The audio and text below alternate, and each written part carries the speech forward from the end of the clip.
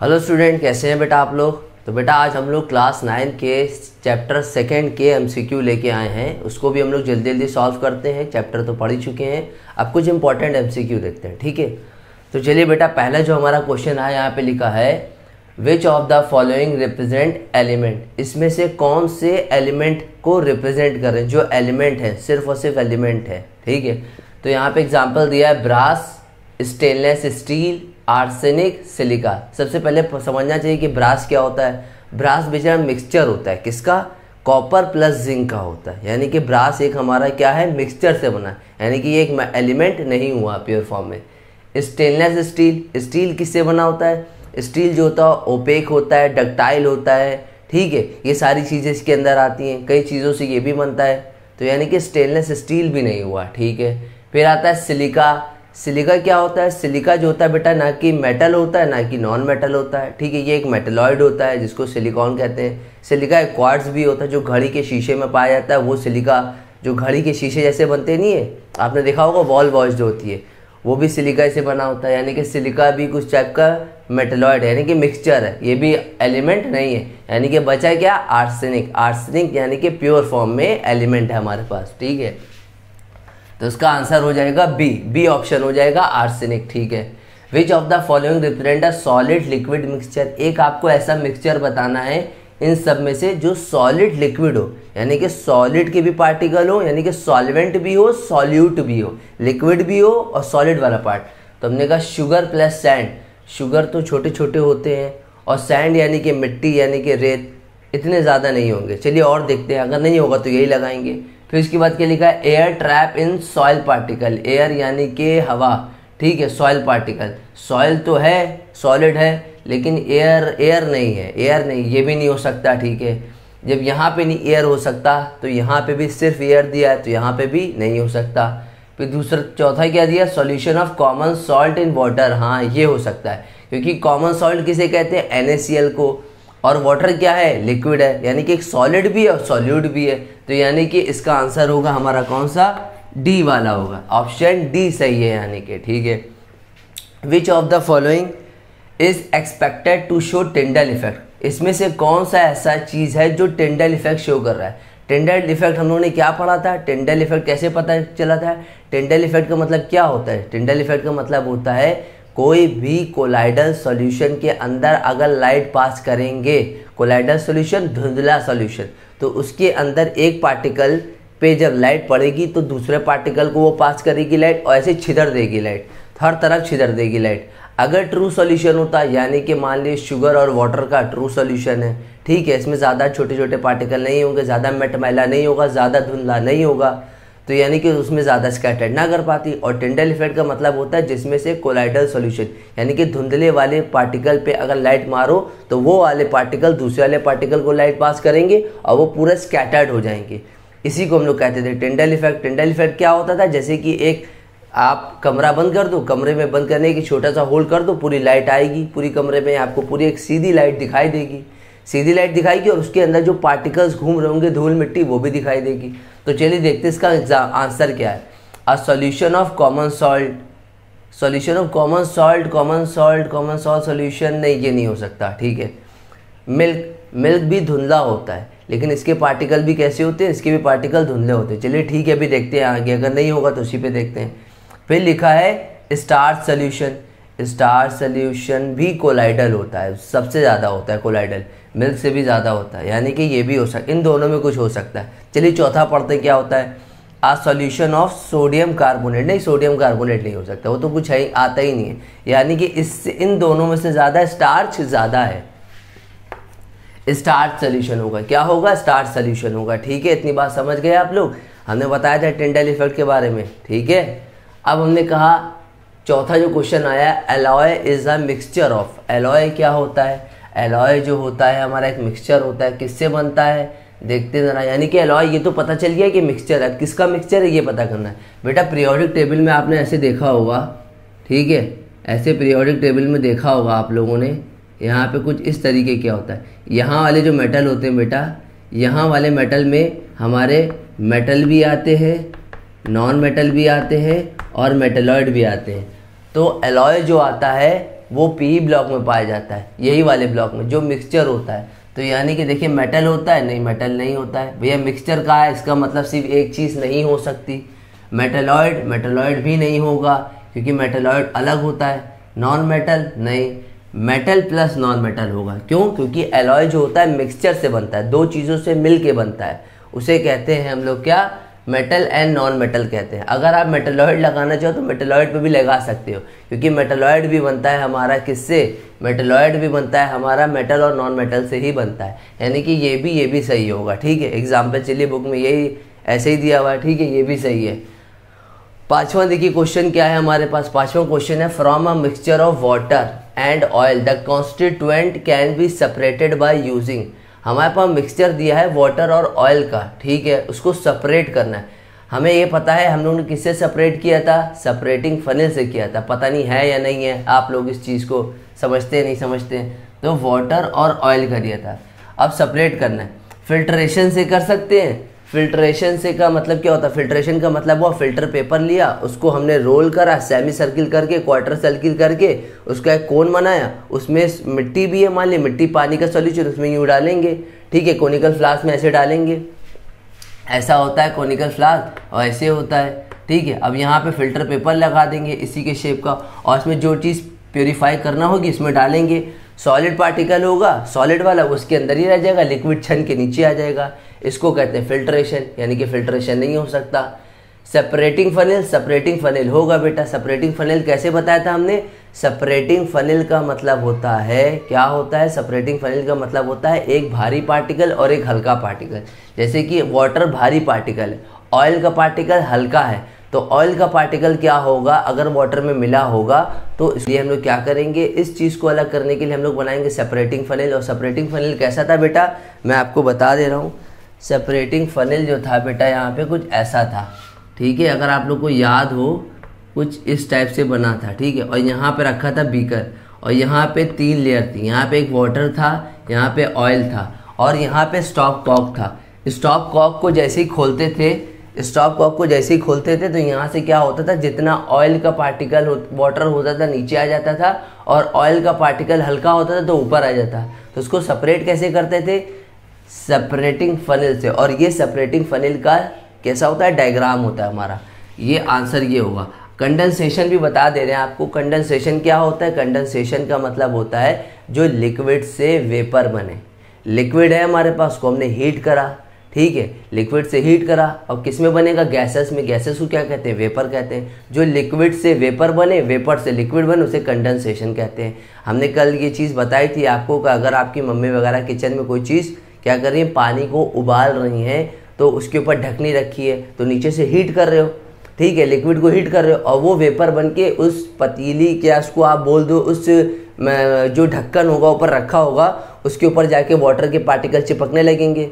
फिर वेपर से जो हमारा जो यानी कि जो वेपर था, जो हमारी लिक्विड था, वो वेपर के फॉर्म में बना और ऊपर जाके चिपक गया। चिपकने के बाद फिर वो वाटर में बन गया, यानी कि लिक्विड से वाटर, लिक्विड से वेपर, और वेपर से लिक्विड में बदल जाए, उसी को कंडेंसेशन कहते हैं। ये नहीं होगा। यहाँ पे मिक्सचर पूछा है कि अलग कैसे किया जाए, वो एक मेथड होता है, उसको कहते हैं सेपरेटिंग फनेल से करते हो। ये सेपरेटिंग फनेल का स्ट्रक्चर होता है। दूसरा क्या होता है, डिस्टिलेशन। अरे डिस्टिलेशन कुछ नहीं होता है, डिस्टिलेशन को बॉइलिंग कहते हैं, हीट करना और बॉयल कर देना। डिस्टिलेशन का दूसरा नाम ही होता है बॉइलिंग करना, किसी चीज़ को उबाल देना। अब उबाल के पानी और ऑयल को थोड़ी ना अलग कर पाओगे, ठीक है, तो उसका आंसर है सेपरेटिंग फनेल।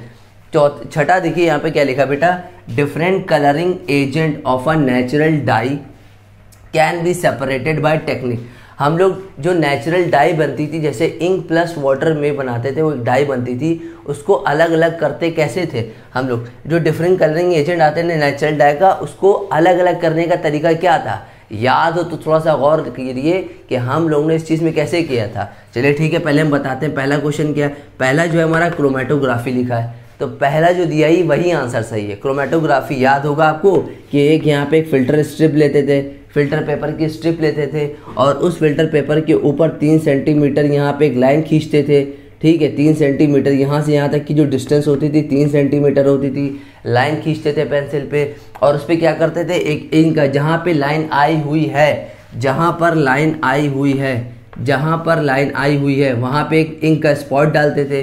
फिर इस इंक ये फिल्टर पेपर को हम लोग एक जार में रखते थे। जार में क्या होता था, पानी होता था, और ये जब थोड़ा सा पानी में डूबता था फिल्टर पेपर और जिसके ऊपर इंक का स्पॉट डाला था, तो धीमे धीमे धीमे पानी को सोखता तो इंक के पास पानी आता, तो धीमे धीमे ये स्पॉट यहाँ से यहाँ पहुँचता, फिर धीमे धीमे हल्का हल्का यहाँ से यहाँ पहुँचता, तो धीमे धीमे राइज होता।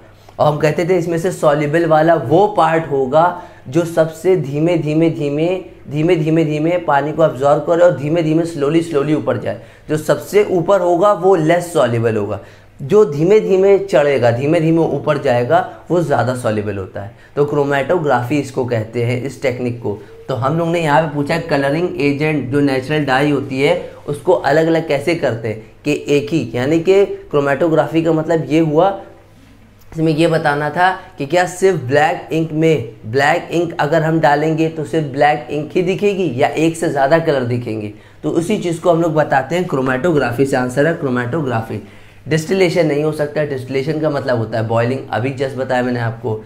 सेडिमेंटेशन भी नहीं हो सकता।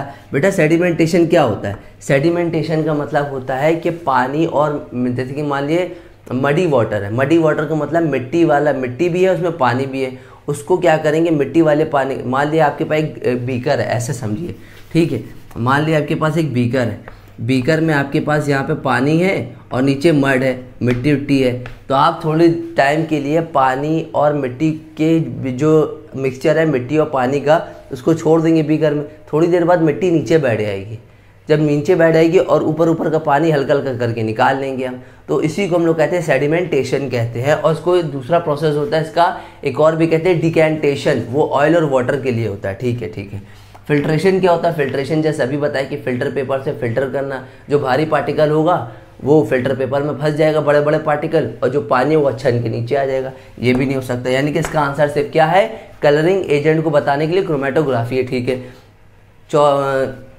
सातवां क्या है? सातवां लिखा है good conductor of heat and electricity. भैया ऐसा कौन सा एलिमेंट है, ऐसा कौन सा चीज़ है, ऐसा कौन सा मेटल है जो गुड कंडक्टर होता है? मेटल ही होता है सर।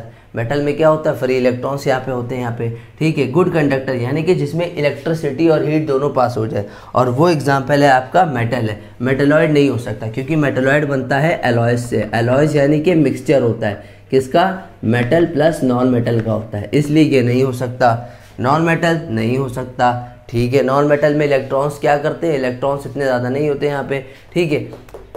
नॉन मेटल जो होता है हमारे पास, नॉन मेटल में इलेक्ट्रिसिटी फ्लो नहीं होती क्योंकि ये बैड कंडक्टर होते हैं। मेटल्स जो होते हैं उसके अंदर इलेक्ट्रिसिटी फ्लो करती है। नन ऑफ दिस इसमें से ऐसा क्या पूछने कि इसमें से कोई नहीं, ऐसा नहीं है, इसमें से सिर्फ मेटल, ठीक है। इसको नोट करिए।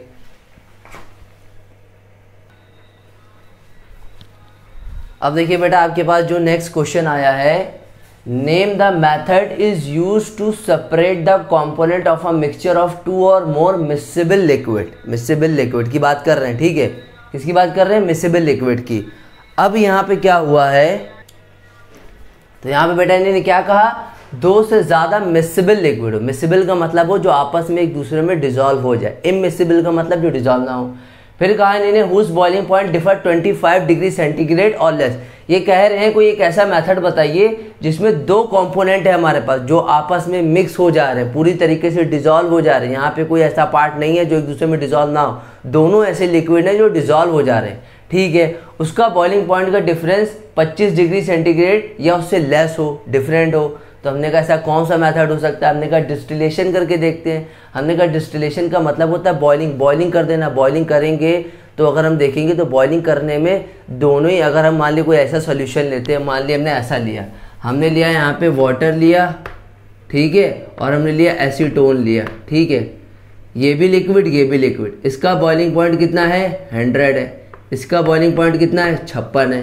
तो हमने कहा अगर दोनों को ये वाला है, ठीक है, हमने कहा इसके अलावा हटा के मान लीजिए डिस्टिलेशन अगर करेंगे, इसको भी रहने दिए, मान लीजिए डिस्टिलेशन अगर करेंगे तो डिस्टिलेशन में तो दोनों ही सॉल्यूशन इवेपोरेट हो जाएंगे। बॉयल करने पे डिस्टिलेशन का मतलब ही इवेपोरेशन होता है, यानी कि इवेपोरेट कर दो, हीट कर दो। तो हमने कहा डिस्टिलेशन तो नहीं हो सकता। क्रिस्टलाइजेशन किसे कहते हैं? अभी ये बताएंगे बेटा, ठीक है। क्रिस्टलाइजेशन किसे कहते हैं? क्रिस्टलाइजेशन का मतलब होता है कि किसी, जैसे कि मान लीजिए कॉपर सल्फेट का सॉल्यूशन है, उसको आपने हीट करा, हीट करके इवेपोरेट किया, इवेपोरेट करने पे आपने ज़्यादा हीट ना करके थोड़ी सी हीट रोक दी, रोकने के बाद जो हमारे पास जो बचा है हमारे पास CuSO4, उसको हमने कूल कर दिया, ठंडा कर दिया, तो वो क्रिस्टल के फॉर्म में आ जाएगा। इसे कहते हैं क्रिस्टलाइजेशन, कहते हैं, ये हमने आपको पढ़ाया था। फिर आता है हमारे पास क्या आता है? सेंट्रीफ्यूगेशन, ये अभी बता रहे हैं। सेंट्रीफ्यूगेशन, सेंट्रीफ्यूगेशन किसे कहते हैं? जिसमें से हम लोग मिल्क वगैरह होता है, दूध वगैरह पे से जो क्रीम निकालते हैं, ऐसे रोटेट करता था, जैसे वॉशिंग मशीन में जो स्पिनर लगा होता है वो रोटेट करता है, कपड़ों को घुमाता है, वैसे ही सेंट्रीफ्यूगेशन की मदद से दूध के ऊपर की जो, उसको बोलते हैं एक तरीके की, जो ऊपर की जो लेयर होती है, जो मिल्क होता है, मिल्क की जो मलाई जिसको बोलते हैं, ठीक है, मलाई को उतारने के लिए हम लोग सेंट्रीफ्यूगेशन करवाते हैं। सेंट्रीफ्यूगेशन किस में काम आता है? मिल्क में से क्रीम को निकालना, क्रीम जो निकालते हैं, ठीक है। फ्रैक्शनल डिस्टिलेशन इसका आंसर। फ्रैक्शनल डिस्टिलेशन मैंने आपको पढ़ाया था कि मैंने आपको बताया था कि मेरे पास एक फ्रैक्शनेटिंग कॉलम होता है, इन दोनों का बॉइलिंग पॉइंट का डिफरेंस कितना लेना चाहिए? 25 डिग्री सेंटीग्रेड, ठीक है, और लेस देन। तो हमने कहा यहाँ पे फ्रैक्शनल डिस्टिलेशन होगा। हमने कहा कैसे? हमने कहा फ्रैक्शनल डिस्टिलेशन में हमने कहा था यहाँ पे दो ऐसे लिक्विड होते हैं जिनका आपस का बॉइलिंग पॉइंट का डिफरेंस 25 से ज़्यादा होता है, ठीक है। हमने कहा था 25 से ज़्यादा होता है। जैसे कि अभी हमने लिया था यहाँ पे वाटर और एसीटोन का। वाटर का कितना होता है? 100 डिग्री। एसीटोन का कितना होता है? 56 डिग्री होता है। इन दोनों के बीच का जो डिफरेंस होता है वो ज़्यादा आ रहा है, ठीक है, बॉइलिंग पॉइंट का डिफरेंस ज़्यादा आ रहा है इनके। तो हमने कहा अगर हम लोग यहाँ पर 25 डिग्री सेंटीग्रेड यहाँ पे लेंगे और यहाँ पे मिक्सिबल है, मिक्सिबल का मतलब दोनों लिक्विड आपस में मिल जाए, तो वाटर और एसीटोन दोनों ही लिक्विड आपस में अच्छे से डिसॉल्व हो पाएंगे।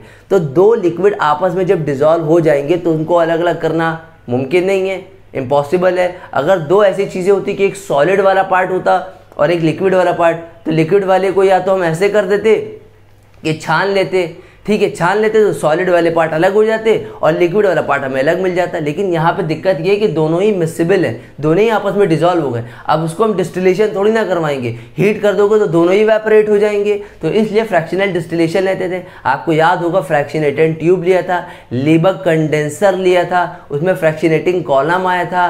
तो उसमें कैसे बना था? कुछ इस टाइप का बना था हमारे पास, ऐसा कुछ बना था हमारे पास, यहाँ से ऐसे आया था, यहाँ पे बीकर रखा हुआ था और यहाँ पे स्टॉप कॉक लगा था, थर्मोमीटर लगा था।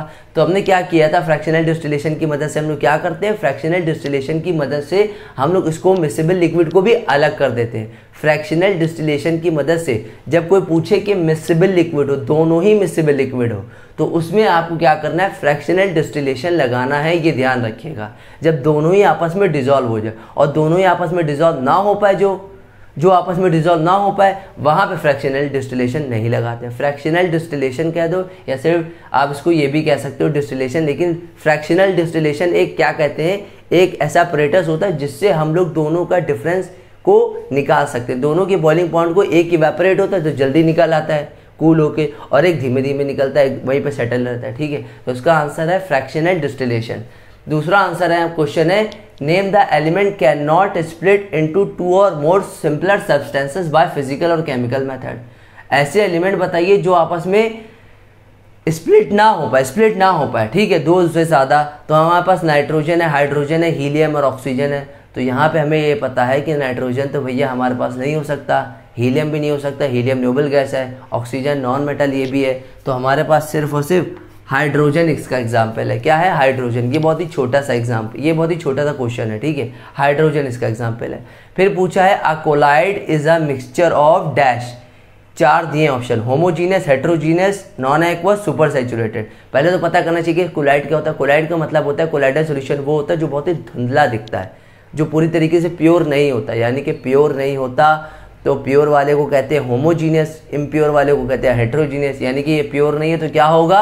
हेट्रोजीनियस होगा, ठीक है, क्योंकि इम्प्योर वाले को हेट्रोजीनियस कहते हैं, प्योर वाले को होमोजीनियस कहते हैं। फिर आते हैं अपने 11वें क्वेश्चन की तरफ। Name the method to separate the cream. अभी जस्ट बताया था कि हमें अगर क्रीम को, मिल्क में से क्रीम को अलग करना हो तो कैसे करते हैं? सेंट्रीफ्यूगेशन से करते हैं, सेडिमेंटेशन से नहीं करते हैं। अभी जस्ट सेडिमेंटेशन को भी बताया था मैंने। फिर मैग्नेटिक सेपरेशन से भी नहीं करते। मैग्नेटिक सेपरेशन में क्या होता है? कुछ मैग्नेटिक सेपरेशन यानी कि जो इम्प्योरिटीज़ होती है, जो ओर्स होते हैं, मिनरल्स होते हैं, उनके अंदर मैग्नेटिक की प्रॉपर्टी भी कहने का मतलब ये है कि मैग्नेटिक सेपरेशन से ऐसे करते हैं कि चुंबक लेके आते हैं पास में, और जो हमारे मैग्नेटिक सेपरेशन की जो इम्प्योरिटीज़ होती हैं उनको चिपका लेते हैं और बाकी हमारे नीचे रह जाती है। मैग्नेटिक सेपरेशन ऐसा कुछ खास नहीं है, ठीक है। फिल्ट्रेशन से भी बताया था कि फ़िल्टर पेपर लेते हैं, एक मडी वाटर है उसको फ़िल्टर किया, फ़िल्टर पेपर रखा, फ़िल्टर पेपर पे जो हमारे सॉलिड पार्टिकल होंगे वो ऊपर रह जाएंगे, छन के नीचे पानी आ जाएगा साफ वाला, तो ये भी नहीं हो सकता। आंसर है सेंट्रीफ्यूगेशन है। फिर आता है हमारे पास chromatography is example of. Chromatography किसका एग्जाम्पल है? नेचुरल डाई वगैरह बनाते थे इंक वगैरह से, तो चलिए देखते हैं क्रोमेटोग्राफी किसका एग्जाम्पल है। कॉम्पोनेंट ऑफ सैंड पार्टिकल, नहीं ये भी नहीं हो सकता। Component of sand plus salt, ये भी नहीं हो सकता। कंपोनेंट ऑफ इंक से हो सकता है, ठीक है, क्योंकि हम लोग डाई वगैरह जो बनाते हैं वो कैसा था? वाटर प्लस इंक था, तो नेचुरल डाई इससे ही बनती थी हम लोग की, और क्रोमेटोग्राफी की टेक्निक से इन दोनों को पता करते थे कि कौन ज़्यादा कितना सॉल्युबल है, ठीक है। तो ये होगा component of ink. Bran, BRAN, bran plus flour और ग्राम वेट, the size of the constituent particles are different, name the method. अब आपको मेथड बताना है। ये कहना है कि आपके पास, ऐसा समझो कि आपके पास ब्रेन फ्लोर है। ब्रेन फ्लोर का मतलब ये हुआ कि हमारे पास जैसे कि मान लिए हमारे पास आटा है, आटे में कुछ हमारे पास कुछ छोटे छोटे पार्टिकल होते हैं। अब आटे को भी आजकल छानते हैं, तो आटे को ऐसा कौन सा मेथड होता है जिससे हम लोग आटे को छानते हैं? आटे को छानते हैं, एक चावल चुनते हैं, चावल चुनने को हम लोग कहते हैं हैंड पिकिंग, यानी कि हाथ से पिक करते हैं, उसको क्या बोलते हैं? उसको हैंड पिकिंग। बिगर पार्टिकल्स होता है उसको अलग करते हैं, स्मॉलर पार्टिकल्स को अलग कर देते हैं, ठीक है। वो हैंड पिकिंग बिगर पार्टिकल्स वाले में होता है। अब यहाँ पे इन्होंने पूछा है ब्रेन फ्लोर और ग्राम वेट, उसका साइज जो होता है पार्टिकल का वो डिफरेंट होता है, अलग होता है, तो कैसे छानेंगे? तो हमने कहा इसको छानने के लिए कैसे करेंगे? हैंड पिकिंग तो चावल वाला हो जाता है। मैग्नेटिक सेपरेशन तो ऊपर वाला था, ये तो कहीं नहीं मिल रहा है। फ्लोर, आटे को छानने के लिए तो क्या मैग्नेटिक लगाएंगे? नहीं। फिर हमने कहा सब्लिमेशन का मतलब होता है जो सॉलिड से लिक्विड, ये तो कहीं आता ही नहीं इसमें ऑप्शन, ये तो सब्लिमेशन से लगा अटपटा सा दे दिया है। फिर आता है सीविंग का मतलब ही बेटा यही होता है कि किसी चीज़ को छानना। आटे को जब छानते हो छन्नी से, जैसे कि सीविंग कहाँ का इस्तेमाल होता है? जैसे घर में किचन वगैरह में इस्तेमाल करते हैं, मम्मी आटा वगैरह आपकी छानती हैं। छानने से क्या होता है? जो हमारा आटा होता है वो नीचे जो होगा महीन वाला पार्टिकल नीचे आ जाएगा, और बाकी जो ऊपर की जो इम्प्योरिटीज़ जो हमारे सॉलिड पार्ट होंगे, सॉलिड के पार्ट छोटी छोटी जो इम्प्योरिटीज़ होंगी ऊपर रह जाएंगी।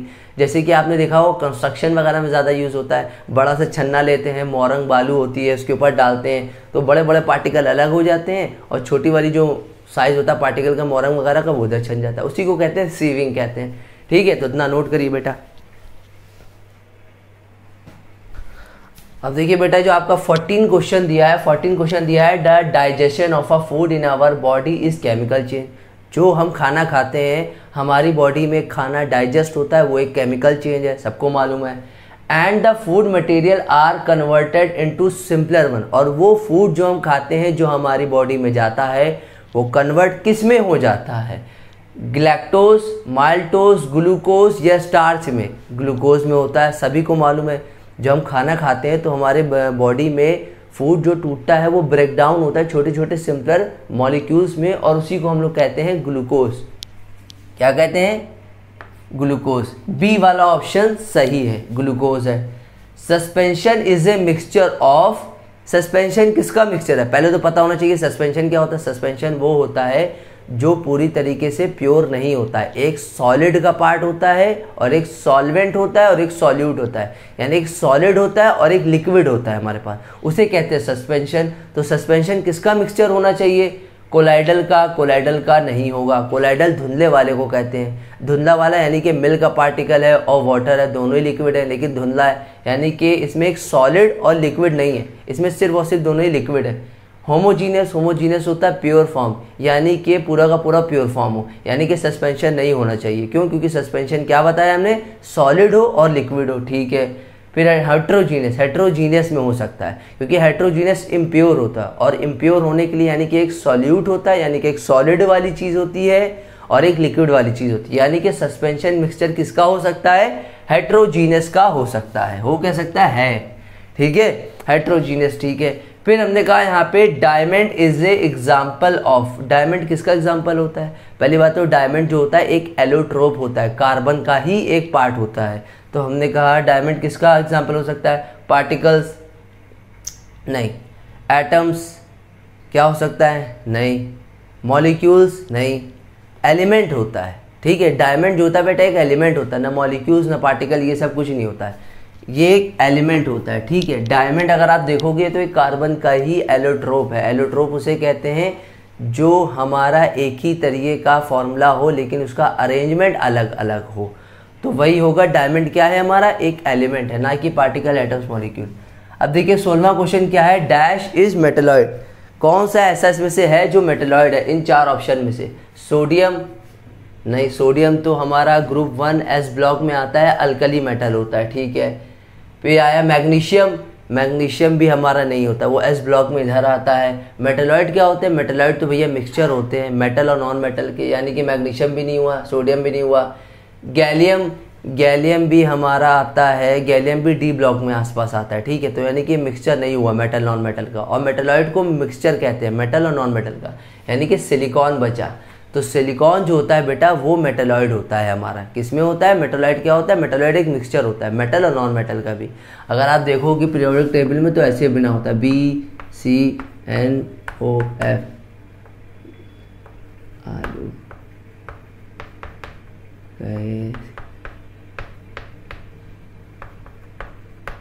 देखो, अब देखो सिलिकॉन यहाँ पे आ रहा है, ठीक है। यानी कि ये वाले जितने एलिमेंट आते हैं हमारे, ये 13 ग्रुप होता है, ये 14, ये 15, तो 13 से 17 तक के जितने भी हमारे एलिमेंट आते हैं वो मिक्सचर होते हैं मेटलॉइड के। तो देखिए बोरॉन भी आ रहा है, सिलिकॉन भी आ रहा है, जर्मेनियम भी आ रहा है, जर्मेनियम के बाद क्या आ रहा है? टिन भी आ रहा है, ठीक है। तो ये सारे जितने भी होते हैं मेटलॉइड होते हैं, यानी कि सिलिकॉन हमारा क्या हो गया? मेटलॉइड हो गया। टिंचर ऑफ आयोडीन, आयोडीन के टिंचर को क्या बोलते हैं? कौन सा सोल्यूशन बनता है? तो हमने कहा आयोडीन का जो सोल्यूशन होता है वो किससे बनता है? तो हमने देखा पहला solution of water in alcohol, water alcohol नहीं हो सकता, ठीक है। फिर हमने कहा solution of alcohol in alcohol, alcohol in alcohol, ये भी नहीं हो सकता। फिर हमने कहा solution of iodine and alcohol, iodine and alcohol, ये सही है हमारा, ठीक है। क्योंकि टिंचर पूछा है, टिंचर जो बनता है आयोडीन का हमारा, आपने देखा होगा जब आपके कुछ चोट वोट वगैरह लग जाती है तो टिंचर जो होता है वो आयोडीन और अल्कोहल का बनता है, ना कि अल्कोहल अल्कोहल, ना कि वाटर अल्कोहल, ना कि अल्कोहल और बेंजीन, ये भी नहीं होता है, ठीक है। अब देखिए 18वां क्वेश्चन आया, विच of the following is not element, इसमें से कौन सा एलिमेंट नहीं है? ऑक्सीजन एलिमेंट है, ब्रोमीन ये भी पीरियोडिक टेबल का एलिमेंट है, जिंक ये भी एलिमेंट है, ये पेपर, पेपर क्या है? ये तो अलग का कोई वर्ड आ रहा है, यानी कि ये एलिमेंट नहीं है, पेपर थोड़ी ना कोई एलिमेंट है, ठीक है। Which of the following is an element, अब इसमें से कौन सा ऐसा है जो एलिमेंट है? चलिए ठीक है, मार्बल, मार्बल को हम लोग कहते हैं, इसका केमिकल फॉर्मूला जो होता है CaCO3 होता है, कैल्शियम कार्बोनेट जिसको बोलते हैं, ठीक है, यानी कि एक कंपाउंड है, ठीक है, यानी कि ये हमारा एलिमेंट है, ठीक है। वॉशिंग सोडा NaHCO3 याद आया, ठीक है, 10th में पढ़ाया, 10th में क्या मैंने इसको बताया भी था। वॉशिंग सोडा भी एक हमारा क्या है? एलिमेंट है, ठीक है, एलिमेंट नहीं है, ये भी एक कंपाउंड है, ये भी एक कंपाउंड है। स्टोन, स्टोन भी एक कंपाउंड है। ग्रेफाइट ही एक ऐसा है जो हमारा एलिमेंट है, क्योंकि हमने आपको भी बताया कार्बन का ही ये एलोट्रोप होता है, ग्रेफाइट भी होता है और डायमंड भी होता है, कार्बन का ही पार्ट, इसको एलोट्रोप कहते हैं, ठीक है। अब उसके बाद आया आपका 20वां क्वेश्चन बेटा यहाँ पे, विच of the following mixture of solution, जो मिक्सचर होता है, दो चीज़ों से बनता है मिक्सचर और उसी को सॉल्यूशन कहते हैं। तो हमने कहा सॉइल, सॉइल में सिर्फ सॉइल ही प्रेजेंट होता है, तो ये मिक्सचर कहाँ हुआ? यानी कि ये भी नहीं हुआ। एयर, एयर में सर आप कहेंगे सर बहुत सारी गैसेस होती हैं, लेकिन गैसेस ही तो फॉर्म में होती है, गैसेस के अलावा कुछ मिला हो तो बात है मिक्सचर, ये भी नहीं है। एसीटोन, एसीटोन तो प्योर फॉर्म में रखा होता है लैब में, एसीटोन उसमें और कोई मिक्सचर थोड़ी ना डाल देंगे, तो एसीटोन प्लस बना के अल्कोहल नहीं। सी वाटर, सी वाटर में होता है पानी प्योर फॉर्म में, और हमारे पास सी वाटर में आयनिक फॉर्म में हमारा सॉल्ट भी होता है, आयनिक फॉर्म में जो होता है, यानी कि सी वाटर प्योर फॉर्म में भी है, जो वाटर है प्योर फॉर्म में, और सी यानी कि समुंदर का पानी जो होता है उसमें आयनिक फॉर्म की प्रॉपर्टी यानी कि नमक वगैरह प्रेजेंट होता है। तो यानी कि ये मिक्सचर है, दो चीज़ों से मिल के बन रहा है, इसीलिए हमने इसको मिक्सचर कहा, ठीक है। तो बेटा ये आप लोग के MCQ हैं, इसको अच्छे से पढ़िए, अच्छे से तैयार करिए आप लोग।